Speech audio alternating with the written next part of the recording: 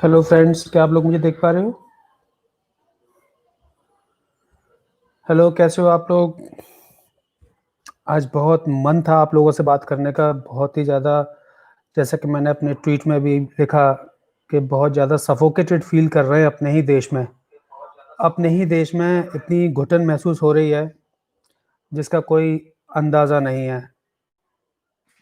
कभी कोई सच बोल भी सकता है इस देश में या नहीं, यही नहीं पता। और जो भी सच बोलता है उसको या तो उठा लिया जाता है, अरेस्ट करवा दो उसको, या उसके साथ कुछ भी करवा दो। इतना ज़्यादा सफोकेशन तो कोरोना की वजह से नहीं हुआ, इतनी ज़्यादा परेशानी कोरोना की वजह से नहीं हुई, जितनी ऐसे हश्र को देखकर होती है। जैसा मैंने आपसे पहले कहा था कि जिस तरीके से जीने के लिए एक आशा की ज़रूरत होती है, एक होप चाहिए होती है, उसी तरीके से एक देश में रहने के लिए एक कानून व्यवस्था पर जो अपना विश्वास होता है, वो बहुत ज़रूरी होता है।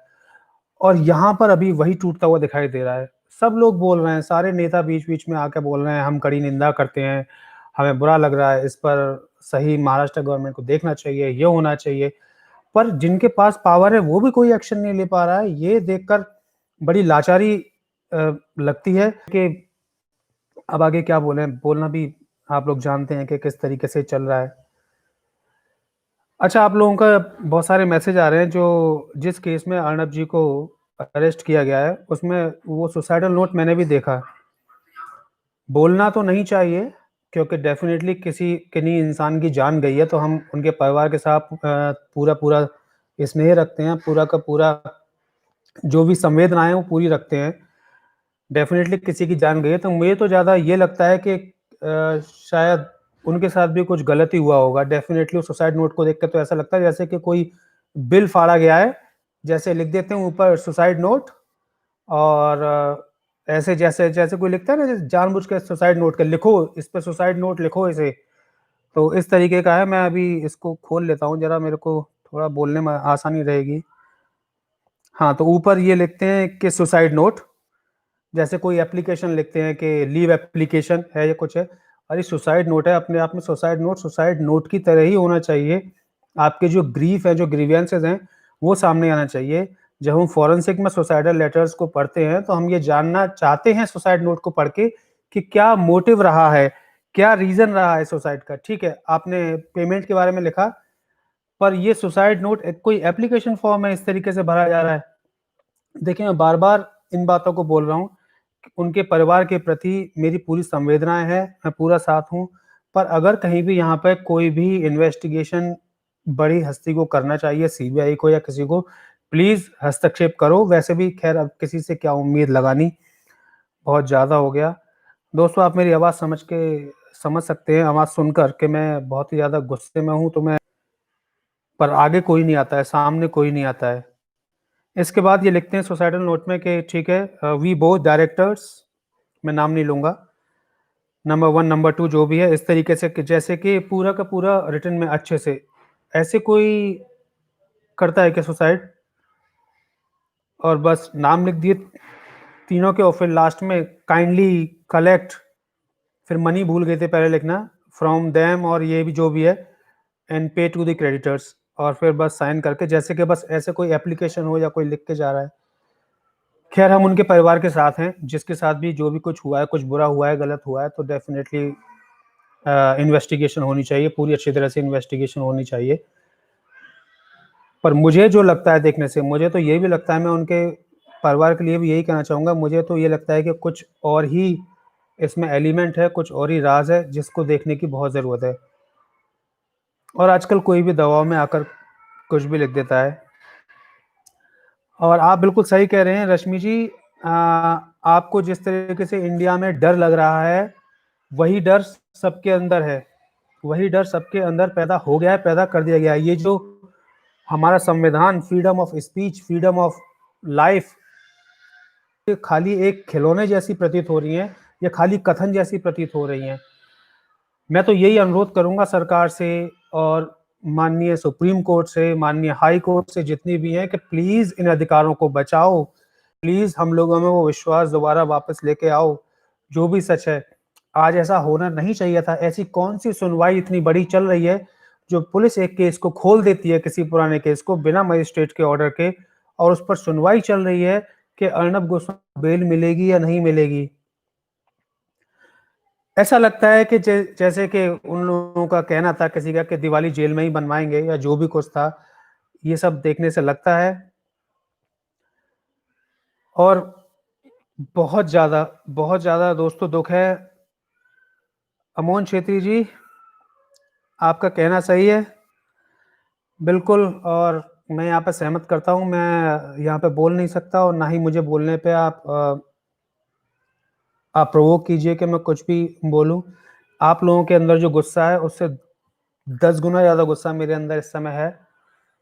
और क्योंकि मैं फोरेंसिक एक्सपर्ट हूँ और बहुत सारे लॉयर्स के साथ काम करना पड़ता है, पुलिस वालों के साथ भी काम करना पड़ता है, तो आज जो लाचारी दिख रही है, जो जो डर नहीं कहूँगा मैं इसे, लाचारी कहूँगा कि कोई कुछ कर ही नहीं सकता, इसे लाचारी ज़्यादा कहेंगे। तो वही चीज़ है, इसीलिए थोड़ा-सा बस आप लोगों के साथ शेयर करने आया हूँ। हाँ जी, एसएसआर के केस से ही स्टार्ट हुआ था, बिल्कुल आपने देख लिया, आपने सारे रंग, रूप, हर चीज़ देख ली। अब आप ये बताइए कि एसएसआर के लिए इंसाफ की गुहार कैसे लगाई जाए? कौन है उसको इंसाफ दिलाने वाला? एक जो आदमी ज़िंदा है, जो इंसान ज़िंदा है, उसको अरेस्ट करके और उसके लिए सुनवाई में इतना टाइम लग रहा है, इतनी पावर्स होते हुए भी, इतने बड़े-बड़े दिग्गज खिलाड़ी होते हुए भी इस पॉलिटिक्स में और इतना टाइम लग रहा है, तो मरे हुए इंसान की तो ख़ैर आप बात ही छोड़ दीजिए कि उसको किस तरीके से इंसाफ मिल सकता है, मिलेगा भी या नहीं। और किस तरीके से 200% जो मर्डर होता है वो बाद में सुसाइड में चेंज हो जाता है, सबको दिख रहा है। किस तरीके से सबके बयान बदलते हैं, ये भी सबको दिख रहा है। किस तरीके से टीआरपी केस बीच में निकल के आ जाता है, ये भी सबको दिख रहा है। हंसा रिपोर्ट के साथ जो भी कुछ हुआ और हंसा के ऊपर जो भी दबाव डाला गया, हंसा ने ये भी कहा, बाद में वो कोर्ट भी पहुँचे। उन्होंने कहा भी, कह सब रहे हैं, बोल सब रहे हैं, ऐसा नहीं होना चाहिए था, ऐसा नहीं होना चाहिए, वैसा नहीं होना चाहिए, ये बहुत गलत है। पर कोई कुछ कर क्यों नहीं रहा है? दुःख इस बात का है। जनता, सारी देश की आम जनता जेल के अंदर ही रहनी चाहिए क्योंकि जेल के बाहर वो वैसे भी सुरक्षित नहीं है। मुझे तो ऐसा ही मालूम पड़ता है। जी हाँ, तो डॉली सिंह जी यहाँ बता रही हैं कि सर अभी फ़िल्म विंडो पे बताया है कि अर्नब सर को बेल नहीं मिली है और कोर्ट ने कहा है कि पहले आप अलीबाग कोर्ट जाइए। देख लीजिए आप लोगों ने बहुत साथ दिया, हम सब लोग बहुत साथ बने रहे और बहुत ही डिसहर्टन फ़ील होता है ऐसी चीज़ों को देखकर, जब ऐसी चीज़ें आस-पास होती हैं। ठीक है, सिस्टम है, प्रोटोकॉल्स हैं, सब फ़ॉलो करते हैं। पर अगर एक चीज़ में प्रोटोकॉल फ़ॉलो होता है, दुःख इस बात से, अगर एक चीज़ में प्रोटोकॉल फ़ॉलो हो रहा है, तो हर चीज़ में इसी इसी तेज़ी से जो टेररिस्ट के ऊपर अ, जो भी कार्रवाई होनी चाहिए, वो क्यों नहीं होती है? इसी तेज़ी से जितने भी ब्लास्ट होते हैं, जो भी चीज़ जो वाक़ई में रेपिस्ट होते हैं, जो रेप करते हैं, उनके ऊपर कार्रवाई क्यों नहीं होती है? जिस तरीके से बोल रहे हैं या इतनी जो भी कर रहे हैं, अगर यही प्रोटोकॉल सब चीज़ दिखाए, इसी तेज़ी से जो जो मर्डरर्स होते हैं, उनके खिलाफ कार्रवाई क्यों नहीं होती है? खाली सच बोलने वालों के ही लिए, खाली यूट्यूबर्स के ही लिए, खाली ट्विटर पे कुछ लिखने वालों के लिए या अर्नब जैसे लोग जो जिनके पास एक माध्यम है, एक प्लेटफ़ॉर्म है आवाज़ उठाने का, हम सबकी आवाज़ बनने का, उन्हीं लोगों के पीछे ये सब लोग पड़ेंगे। और किस बात का बुरा लग गया इन्हें? इस देश में फ्रीडम ऑफ स्पीच है, था, सॉरी मैं यही कहूँगा था। क्या कोई अपनी राय भी ना, क्या मैं ये नहीं बोल सकता मुझे नीला रंग पसंद है, मुझे पीला रंग पसंद नहीं है? क्या मैं ये नहीं बोल सकता कि आज धूप नहीं लगी निकली मुझे अच्छा नहीं लगा? क्या अगर कोई चीज़ मुझे पसंद नहीं है, मैं उसे खुल के ज़ाहिर नहीं कर सकता? ये मेरा फ्रीडम ऑफ स्पीच नहीं है?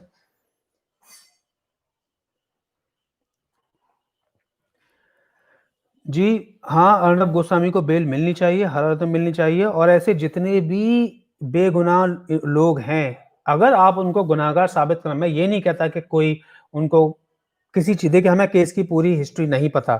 हालाँकि जितनी सोशल मीडिया पर है, जहाँ भी है वो पता है। ठीक है, जो भी हिस्ट्री इन्वेस्टिगेशन कीजिए पूरी तरीके से, पर ये इसी समय क्यों हुआ ये अरेस्ट? जब अर्नब गोस्वामी अगर किसी आवाज़ पे किसी बात पे, किसी मुद्दे पर आवाज़ उठा रहे हैं, बोल रहे हैं, इसी समय ये पूरा सारा गेम हुआ। ये 2 साल पहले केस हुआ था, तब भी आप इतना एक्शन ले सकते थे, तब क्या हो गया था? उस समय क्या हो गया था? और अब अचानक से इतनी तेज़ी आ गई इस केस में कि इसको दोबारा खोलने की। या केवल अर्णव गोस्वामी की फाइल ही खोली दोबारा। मैं तो ये अनुरोध करूँगा सरकार से और पुलिस से, सारी फाइलें खोल डालो अभी, कोरोना का अच्छा टाइम है, जितने भी पुराने पेंडिंग केसेज़ हैं, बहुत सारे होंगे, सारी फाइलें खोल के सबको करो। अरे! देश की जनता का विश्वास जीतो। अच्छा है, अगर आपने एक केस को खोला है, अच्छी बात है, आप इन्वेस्टिगेट कीजिए, पर बाकी के केस भी बहुत सारे बंद होंगे, उन केसों को भी खोल लो और अच्छाई दिखाओ अपनी। हम हमें भी विश्वास है पुलिस पर, हमें भी विश्वास है जुडिशरी सिस्टम पर।